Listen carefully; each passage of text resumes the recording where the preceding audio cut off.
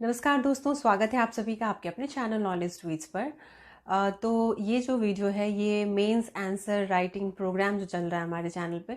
तो बहुत सारे स्टूडेंट्स हैं जो आंसर लिखना चाहते हैं, बट उनका मैसेज आ रहा था कि कैसे स्टार्ट करें।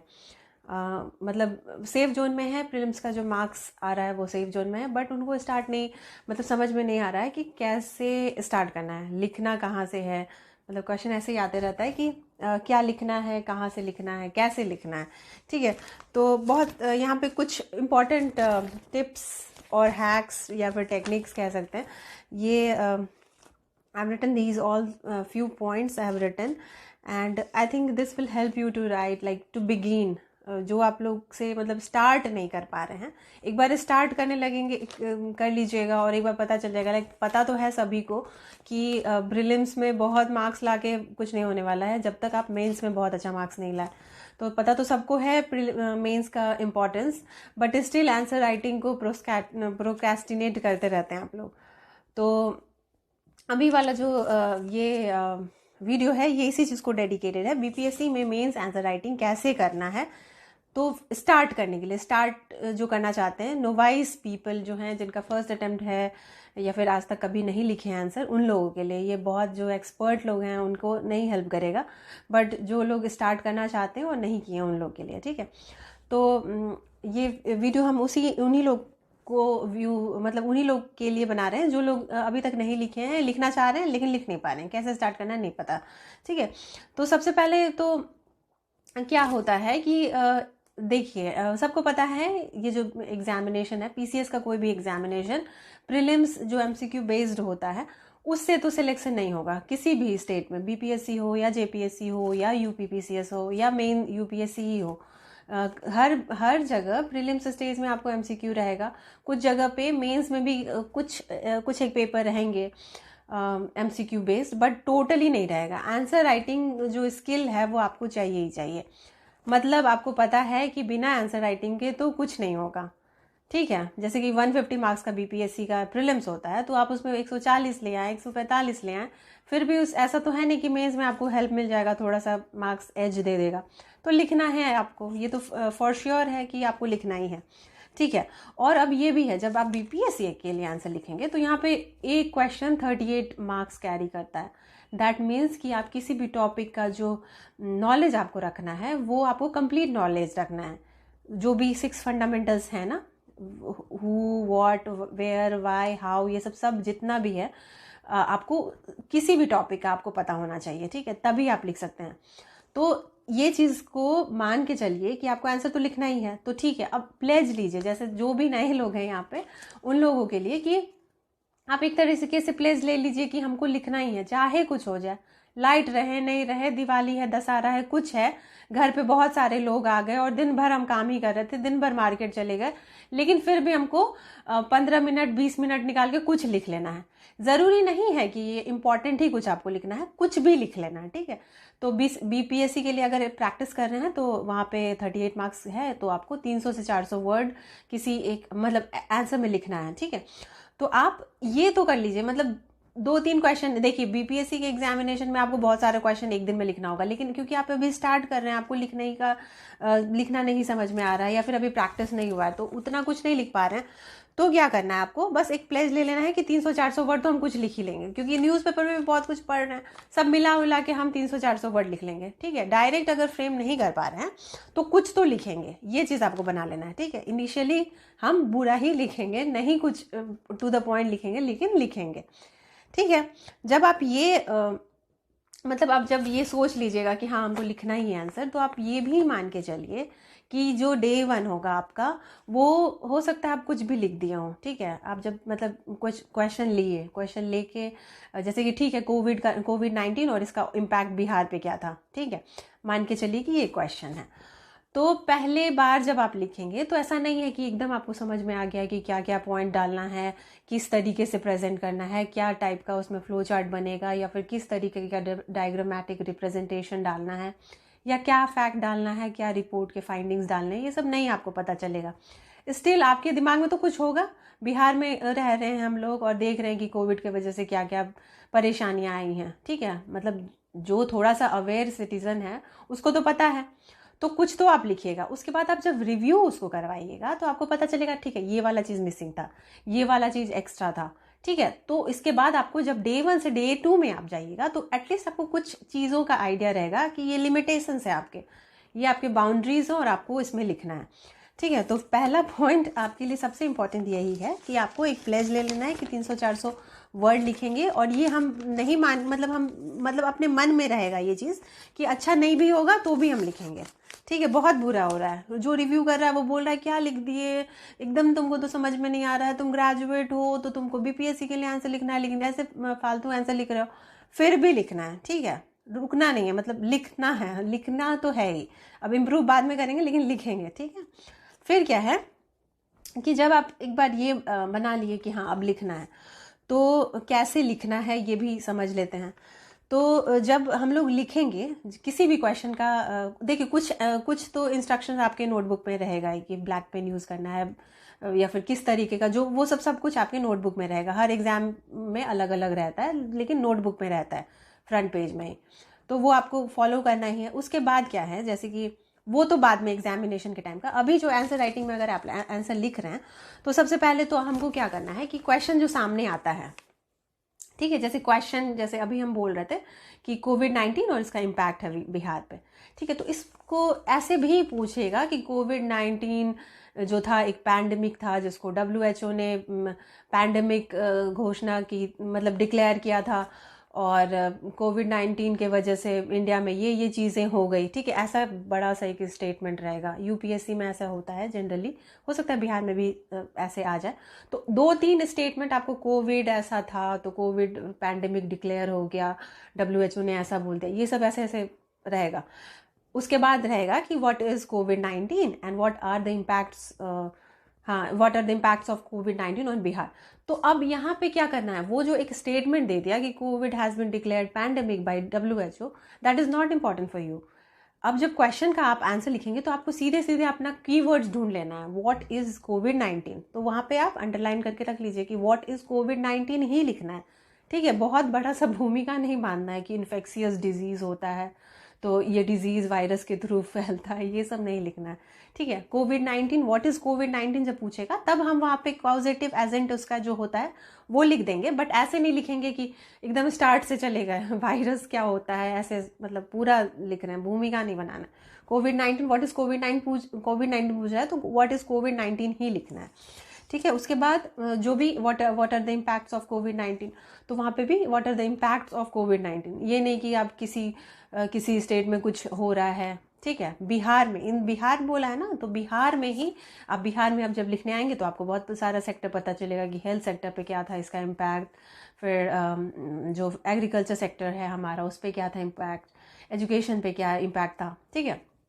तो इस तरीके से कीवर्ड्स को आपको एकदम क्वेश्चन को बहुत अच्छे से केयरफुली रीड करना है और अपना कीवर्ड्स आपको रख लेना है अंडरलाइन करके कि ये सब कीवर्ड्स है और इसी पे हम अपना जो भी अपना मटेरियल डालेंगे, जो भी कंटेंट डालेंगे, इसी कीवर्ड्स से रिलेटेड रहेगा, ठीक है। आलतू फालतू इधर उधर नहीं भटकना है। यूपीएससी में तो मेंशन भी रहता है वर्ड लिमिट, बीपीएससी में नहीं रहता है, स्टिल आपको ऐसे इधर उधर नहीं भटकना है, जो कीवर्ड्स है उसी पे स्टिक होके लिखना है, ठीक है। तो ये रूल 1 था, read the question carefully and address the demand, जो पूछा गया है उतना ही लिखना है, इधर उधर का आलतू फालतू बकवास नहीं करना है, ठीक है। उसके बाद रूल 2 क्या है, ऑलवेज फॉलो द स्ट्रक्चर, ठीक है। तो ऑलवेज फॉलो द स्ट्रक्चर, इसमें इसका ये मीनिंग होगा कि जब भी हम आंसर लिखते हैं, ठीक है, आंसर जब भी लिखते हैं तो उसका एक स्ट्रक्चर होता है, ठीक है। तो ये स्ट्रक्चर जो होता है ये होता है क्या, इसमें सबसे पहले तो इंट्रोडक्शन होगा, फिर होगा बॉडी और फिर लास्ट में जाके कंक्लूजन होगा, ठीक है। तो ये वाला जो स्ट्रक्चर है ये आपको फॉलो करना है हमेशा, ठीक है। तो अब चलिए देख लेते हैं कि क्या होता है इंट्रोडक्शन और क्या होता है बॉडी और क्या होता है कंक्लूजन, कैसे कैसे ये सब जो पार्ट होता है क्वेश्चन का, इसको कैसे एड्रेस करेंगे, ठीक है। हाँ, तो स्टार्ट करते हैं इंट्रोडक्शन से ही। तो इंट्रोडक्शन बॉडी और कंक्लूजन रहेगा, किसी भी क्वेश्चन के आंसर में इंट्रोडक्शन बॉडी और कंक्लूजन रहेगा। तो इंट्रोडक्शन से ही पता चलता है कि ये बॉडी का मतलब किसी भी आंसर का फर्स्ट पार्ट है, ठीक है, इंट्रोडक्शन है वो। तो इंट्रोडक्शन के लिए जनरली ये कहा जाता है कि जो भी क्वेश्चन है उसी पे ही जैसे व्हाट इज़ कोविड-19 और what are the impacts of Bihar, what are its impact on Bihar, तो यही चीज़ को मतलब इसी चीज़ को सेंट्रल आइडिया बना के ही इंट्रोडक्शन बनेगा। ठीक है, अब इसमें आप क्या कर सकते हैं कि आपको कोई बहुत ही क्या बोलते हैं उसको, आई कैची अगर कोट पता है तो वो आप डाल सकते हैं, या फिर आपके पास बहुत ही अच्छा डेटा है, किसी भी रिपोर्ट का फाइंडिंग्स है आपके पास, या फिर कोई कमिटी का कुछ रिपोर्ट ही है, ठीक है, या फिर आपके पास कोई भी डेटा या फैक्ट है, तो उस चीज़ को आप अगर प्रेजेंट करते हैं सबसे, देखिए क्योंकि इंट्रोडक्शन कोई पढ़ेगा तभी तो आगे जाएगा, बॉडी और कंक्लूजन तक पहुंचेगा। तो इंट्रोडक्शन को बेस्ट मतलब बेस्ट होना चाहिए, जो आपको पता है। मतलब ऐसा तो नहीं है मेंस में तो आप जब जाएंगे तो बहुत कुछ पढ़ के ही जाएंगे, अभी पहले जब स्टार्ट कर रहे हैं तो आपको नहीं पता होगा, बट स्टिल इंट्रोडक्शन को आपको बेस्ट बनाना है, ऐसा बना लेना है कि जो एग्जामिनर है वो बहुत सारा कॉपी चेक कर रहा है, बहुत सारा कॉपी चेक कर रहा है, उसके सामने जब आपका कॉपी जाए तो वो ऐसा कुछ दिखे, ऐसा कुछ उसको पढ़ने में समझ में आए कि वो थोड़ा सा टाइम दे और पूरा आपके आंसर को पढ़े। ठीक है, कोई हो सकता है कि आपका जो कॉपी है वो सुबह ना पढ़ के वो थोड़ा दोपहर में चला जाए, तो उस तरीके से आपको एकदम अटेंशन ग्रैबिंग टाइप का लिखना है, इंट्रोडक्शन को इस तरीके से फ्रेम करना है कि वो थोड़ा सा जो भी एग्जामिनर है वहाँ रुके और आपके इंट्रोडक्शन को पढ़े, और ताकि फिर बॉडी को पढ़े, फिर कंक्लूजन को पढ़े और इम्प्रेस होके फिर वो आपको एक्स्ट्रा मार्क्स दे दे। तो इंट्रोडक्शन जो होगा वो सबसे बेस्ट चीज़ होना चाहिए। ठीक है, लेकिन ये भी नहीं, अब बेस्ट बनाने के चक्कर में नहीं कि वहीं पे पैराग्राफ जड़ दिए जा रहे हैं। ठीक है, इंट्रोडक्शन को बहुत लेंदी भी नहीं होना है, नहीं तो वहीं पे वो बोर हो जाएगा कि इंट्रोडक्शन में ये इतना लंबा सा कैसे पैराग्राफ लिखा हुआ है।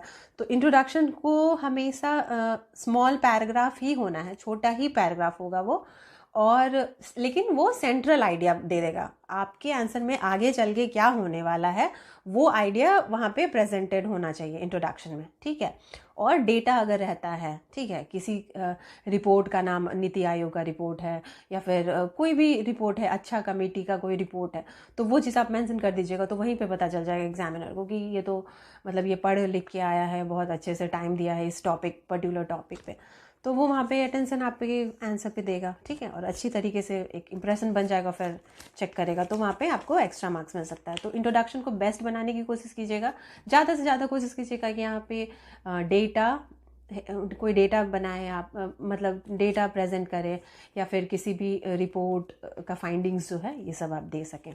ठीक है, रिपोर्ट का ये मतलब नहीं है कि सिर्फ इंडिया लेवल के जो रिपोर्ट्स हैं या फिर बिहार के जो रिपोर्ट्स होंगे, कोविड-19 इन, जैसे इम्पैक्ट ऑफ कोविड-19 इन बिहार पूछेगा, तो ऐसा नहीं है कि सिर्फ बिहार वाले ही, अगर दूसरे भी कोई बड़ा सा ग्लोबल ऑर्गेनाइजेशन और वो ऐसे स्टेट को कवर कर रहा है, इंडिया के स्टेट को, तो वैसे भी सारे जो रिपोर्ट्स हैं ग्लोबल लेवल मतलब इंटरनेशनल लेवल के भी रिपोर्ट्स का नाम मेंशन कर सकते हैं, अपने इंडिया का भी और अपने स्टेट का भी।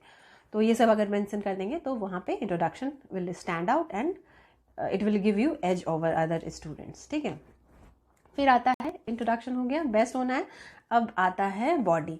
तो बॉडी क्या होता है, बॉडी मेन पार्ट है। ठीक है, कभी कभी आपको ना एग्जाम में ऐसे आएगा, एक्सप्लेन दिस और डिस्क्राइब दिस और एनालाइज दिस और क्रिटिकली एनालाइज। ठीक है, तो ये सब डायरेक्टिव्स होता है, इसको डायरेक्टिव वर्ड बोलते हैं या डायरेक्टिव्स बोलते हैं। तो जैसे डिस्क्राइब आ रहा है, या कमेंट आ रहा है, या एनालाइज आ रहा है, या एक्सप्लेन आ रहा है, या क्रिटिकली एनालाइज, ये सब थोड़ा सा कॉमन सा है। ठीक है, तो ये सब जो डायरेक्टिव्स होता है, यही सब सारा ये सब का एक्सप्लेनेशन कहाँ होता है, बॉडी में होता है। ठीक है, जो मेन डिमांड होता है क्वेश्चन का वो एड्रेस हम लोग बॉडी में करते हैं। तो बॉडी में क्या क्या लिख सकते हैं हम लोग, ठीक है, जैसे कि डायरेक्टिव्स वाला वीडियो हम लोग बाद में करेंगे, जैसे कि डिस्क्राइब में क्या करना होता है, कमेंट में क्या करना है, एनालाइज का क्या मतलब होता है, क्रिटिकली एनालाइज अगर बोल रहा है किसी चीज़ को करने के लिए तो इसमें क्या लिखना है आपको, ये वाला दूसरे टाइम कर लेंगे, अभी इसी पे चलते हैं। तो जो बॉडी होता है, बॉडी में आप क्या क्या लिख सकते हैं, जैसे कभी डिस्क्राइब बोल देगा, ठीक है, डिस्क्राइब कीजिए पटना कलम पेंटिंग को, तो वहाँ पे आप क्या क्या लिख सकते हैं, वहाँ पे आप सैलिएंट फीचर्स लिख सकते हैं। ठीक है, पेंटर्स के नाम लिख सकते हैं, किस एरा में चल रहा था, किस सेंचुरी में चल रहा था, कैसे वो राइज करा, फिर कैसे उसका डाउनफॉल आया, क्या क्या कॉमनैलिटीज़ थी। ठीक है, मतलब किस रेजाइम, कौन से वहाँ पे क्या था, कौन से रूलर थे, ठीक है, ये सब चीज़ डाल सकते हैं ना। तो वही होता है कि बॉडी में आप कैरेक्टरिस्टिक फीचर को डाल सकते हैं, प्रोविजंस को डाल सकते हैं, डिफरेंट फाइंडिंग्स ऑफ रिपोर्ट्स डाल सकते हैं, डेटा ऑफ सर्वेज या फिर गवर्नमेंट का जो ऑफिशियल डॉक्यूमेंट्स होता है वो भी आता है। जैसे विज़न के मैगज़ीन को पढ़िएगा आप, मेंस आंसर राइटिंग के लिए विज़न का जो मैगज़ीन होता है बहुत बेस्ट सोर्स है। अगर वो आपको वहाँ से आप मतलब वो एक नोट्स टाइप का है, वहाँ से आप पढ़ सकते हैं और ज़्यादा समझ में आएगा। तो वहाँ से आपको ये सब मिल जाएगा। गवर्नमेंट ऑफिशियल डॉक्यूमेंट्स में जो जो चीज़ लिखा रहेगा वो लोग छोटे छोटे टेबल्स में बहुत सारा डेटा रहता है, तो वो सब हो जाएगा। फिर आपका बॉडी में आप कभी कभी एडवांटेज, डिसएडवांटेज, मेरिट्स, डिमेरिट्स ये सब लिखते हैं। फिर योर पॉइंट्स टू फेवर और स्टैंड अगेंस्ट द इशू, जैसे क्रिटिकली एनालाइज बोलेगा तो उसमें आपको स्टैंड लेना होता है। पहले तो आप किसी भी चीज़ का फेवर में आप पॉइंट्स डालते हैं, फिर अगेंस्ट में डालते हैं, फिर आप फाइनली आप एनालाइज करते हैं कि क्या बेटर है या फिर हमारे गवर्नमेंट के लिए क्या बेटर होगा, डिपेंडिंग ऑन द क्वेश्चन, क्या क्वेश्चन आया है। तो ये सब हो गया। फिर एनी इंटरनेशनल रिपोर्ट फाइंडिंग, मतलब किसी इंटरनेशनल रिपोर्ट का भी फाइंडिंग्स या सजेशन या रिकमेंडेशन होता है, वो सब भी इसी पार्ट में आना है। सॉल्यूशन टू द इश्यूज़, कभी कभी ऐसे क्वेश्चन आ जाएगा जैसे बिहार में जो डिज़ास्टर मैनेजमेंट है या फ्लड का इशू है वो हर साल ही आता है, ठीक है, तो उस टाइम में सॉल्यूशन जो होता है वो भी इसी पार्ट में आएगा, सॉल्यूशन टू द इश्यूज़। फिर डायग्रामेटिक रिप्रेजेंटेशन अगर आपको बनाना है या फ्लो चार्ट बनाना है या फिर हिस्ट्री के क्वेश्चन में आपको टाइम लाइन बनाना होता है तो वो सब भी बॉडी में ही आ जाएगा, ठीक है। कभी कभी कंपैरेटिव एनालिसिस भी दिखाना होता है साइंस एंड टेक के क्वेश्चंस में जनरली, तो वहाँ पे वो वाला चीज़ भी क्या होगा कि इधर ही आएगा, ठीक है। और ये वाला क्या जो होता है, क्योंकि बॉडी में आपको सब कुछ डाल देना है, लास्ट में तो फिर कंक्लूजन ही आएगा, तो बॉडी में बहुत कुछ डालना है, तो आपको इसको बॉडी को एकदम ऐसे मतलब आर्टिकल टाइप नहीं लिख देना है कि लिखे जा रहे हैं और ब्रेक नहीं ले रहे हैं।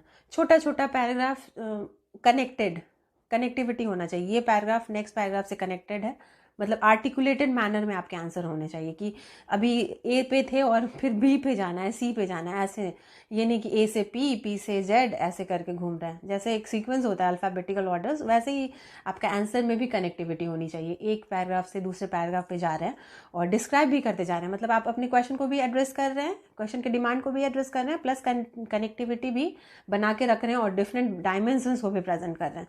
तो ये सब चीज़ आपको लिखते लिखते प्रैक्टिस हो जाएगी, ठीक है। तो ये हो गया आपका बॉडी पार्ट। और ऑल्सो यहाँ पे और भी हम कुछ लिखे हैं, यू कैन हाईलाइट। अच्छा ठीक है, कभी कभी आपके पास जैसे टाइम है, बहुत प्रैक्टिस कर चुके हैं आप, तो कोई वर्ड को आप ये कर सकते हैं, मतलब कैपिटल कर सकते हैं, इटैलिक्स बना सकते हैं, वो थोड़ा सा दिखने के लिए अलग सा दिखने लगता है, तो वो सब हो गया, ठीक है। तो अब देखते हैं कि कंक्लूज़न में क्या करना है, ठीक है। तो लास्ट पार्ट जो होता है, बॉडी देख लिया हम लोग, इंट्रोडक्शन देख लिया, अब लास्ट पार्ट जो होता है कंक्लूज़न, ये क्या है, ये तो बेसिकली समझ ही रहे हैं, कंक्लूज़न वर्ड से ही आपको पता चल रहा है ये कंक्लूड करना है, यहाँ पे ख़त्म ही करना है आंसर को, तो ये एंड नोट ही होता है। लेकिन यहाँ पे आपको अपना व्यू पॉइंट रखना है, लेकिन बहुत ज़्यादा ये नहीं कि मतलब बहुत गुस्सा होके आप नहीं रख सकते हैं अपना पॉइंट, समझ रहे हैं। जैसे कि आप एजुकेशन, जो बिहार में एजुकेशन है, ठीक है, या फिर फ्लड वाला प्रॉब्लम जो है, फ्लड मैनेजमेंट पे क्वेश्चन आ सकता है। बिहार का जो फ्लड है वो तो मतलब हर साल का प्रॉब्लम है, तो हो सकता है डिज़ास्टर मैनेजमेंट के क्वेश्चन में ये क्वेश्चन भी आ जाए। तो देखिए, फ्लड हमेशा ही आता है, हर साल ही आता है, और हर साल कंपनसेशन ही मिल रहा है, ठीक है। कोई बहुत इंटीग्रेटेड टाइप का या कम्प्रिहेंसिव टाइप का कोई ऐसा स्टेप नहीं है जो हम लोग रोक लें, मतलब फ्लड के वजह से जो लॉस हो रहा है इन टर्म्स ऑफ एसेट, मतलब प्रॉपर्टी का लॉस या फिर लाइफ का लॉस, ये सब हो रहा है, इसको रोक नहीं पाते हैं। कंपनसेशन तो मिल जाता है सबको, तो आपको गुस्सा, मतलब आप अपने मन में हो सकता है कि किसी को गुस्सा है कि क्या हो रहा है, ये हर साल सेम सिचुएशन आ रहा है, लेकिन हम लोग उसने अच्छे से एड्रेस नहीं कर पा रहे हैं, तो आपके मन में ये चल रहा है। स्टिल जब आप आंसर लिख रहे हैं तो आपको ऐसे नहीं, नेगेटिव नहीं लिखना है, आपको आपका जो कंक्लूजन होगा हमेशा पॉजिटिव होगा, हमेशा ऑप्टिमिस्टिक व्यू होगा, हमेशा बैलेंस्ड रहेगा कंक्लूज़न, ठीक है। आपको गुस्सा चढ़ रहा होगा कि क्यों हर साल फ्लड आ रहा है लेकिन मैनेज नहीं कर पा रहे हैं, और हमारे इतने सारे लोग का लाइफ या फिर बहुत सारे लोगों का लॉस हो जाता है, घर बार और परिवार, ये सब कुछ बहुत लॉस हो जाता है। तो आपको गुस्सा चढ़ रहा होगा, बट स्टिल आपको ये लिखना है कि गवर्नमेंट कोशिश कर रही है, गवर्नमेंट कोशिश कर रही है, with the help of central government भी ये मैनेज किया जा रहा है।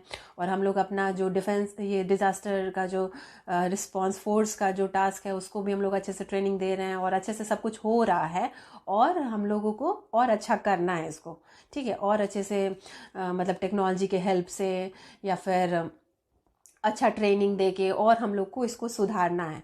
ये नहीं कि हम बहुत गुस्सा हो गए हैं और मतलब आपका अपना अप्रोच है कि नहीं ये बहुत बुरा हो रहा है, ऐसा नहीं होना चाहिए, वो ऐसे नहीं। जो भी लिखना है लास्ट में जो कंक्लूज़न होगा वो हमेशा पॉजिटिव होगा, ऑप्टिमिस्टिक सॉल्यूशन होगा, सॉल्यूशन ओरिएंटेड होना चाहिए और ऑप्टिमिस्टिक होना चाहिए, बैलेंस्ड होना चाहिए, बहुत अच्छा बहुत बुरा नहीं, बहुत बैलेंस आंसर होना चाहिए। और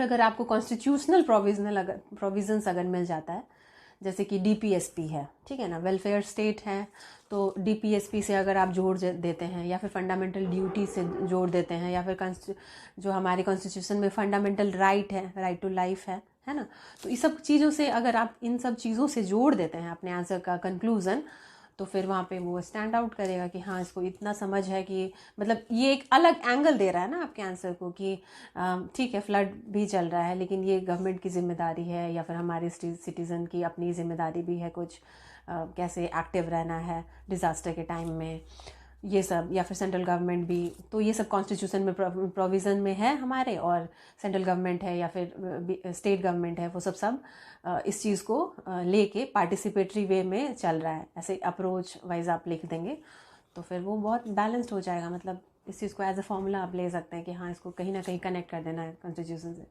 तो वो थोड़ा सा अलग हो जाएगा, ठीक है। तो यही है अभी फ़िलहाल के लिए, जो जिन लोग नहीं लिख पा रहे हैं आंसर, जो नहीं स्टार्ट कर पा रहे हैं, उन्हीं लोगों के लिए डेडिकेटेड है। तो आप पहले लिखना स्टार्ट कीजिए और रिव्यू करेंगे, हो जाएगा हमारे चैनल पे रिव्यू हो जाएगा, और फिर आपको ये जो लेवल है आपका बिगिनर से एडवांस लेवल राइटिंग के लिए क्या करना होता है वो आपको नेक्स्ट वीडियो में, जब आपका राइटिंग सुधर जाएगा थोड़ा सा, तो फिर नेक्स्ट वीडियो में आपको बता दिया जाएगा, ठीक है। फिलहाल के लिए आप यहाँ पे जो लिंक रहेगा कमेंट बॉक्स में, उसके थ्रू हमारे टेलीग्राम चैनल से जुड़ सकते हैं, और फिर आप बहुत अगर सीरियस हैं तो व्हाट्सएप ग्रुप के साथ भी जुड़ सकते हैं। और डेली बेसिस पे एक क्वेश्चन तो लिखवाया ही जा रहा है, क्योंकि अभी प्रीलिम्स का ऐसा है नहीं कि प्रीलिम्स में मतलब प्रीलिम्स का भी ऑब्जेक्शन जाएगा, फिर रिजल्ट आएगा, तो फिर थोड़े लोग होते हैं ना उस टाइप के कि हाँ एक बार आएगा प्रीलिम्स का तो फिर लिखना स्टार्ट करेंगे, वो गलत है, गलत अप्रोच है, क्योंकि एक ना एक टाइम तो आपको लिखना है, इस बार नहीं तो अगले बार लिखना ही है, तो लिखना स्टार्ट कर ही देना चाहिए। लेकिन ठीक है अगर नहीं लिख रहे हैं तो कोई बात नहीं, क्वेश्चन आप देख सकते हैं टेलीग्राम चैनल पे, अगर मन कभी करे तो लिख सकते हैं, और फिर पीडीएफ के थ्रू उसको स्कैन करके पीडीएफ अपलोड कर देंगे, तो वहाँ पे आपको उसका रिव्यू मिल जाएगा, ठीक है। तो होपफुली आपको ये बेनिफिशियल लगा हो। और जो लोग नहीं लिख रहे हैं, आई रिक्वेस्ट यू पीपल कि नहीं आप प्लीज़ ले ही लीजिए, कुछ भी लिखिए और सेंड कीजिए हमारे चैनल पे, and it will be reviewed, and this is free of cost programme, और इनके लिए आपको चार्ज देने की ज़रूरत नहीं है। हिंदी मीडियम के स्टूडेंट हो, इंग्लिश मीडियम के स्टूडेंट हो, आप लोग कोई भी हो, आप आंसर यहाँ पे भेज सकते हैं और रिव्यू करवा सकते हैं, अपना जो आंसर राइटिंग स्किल है इम्प्रूव कर सकते हैं। हर दिन यहाँ पे क्वेश्चन डाला जाता है। चलिए वीडियो को यहीं पे क्लोज़ करते हैं, बहुत लंबा वीडियो हो गया, चलिए इसको जल्दी से यहीं पे क्लोज़ करते हैं। Thanks for watching.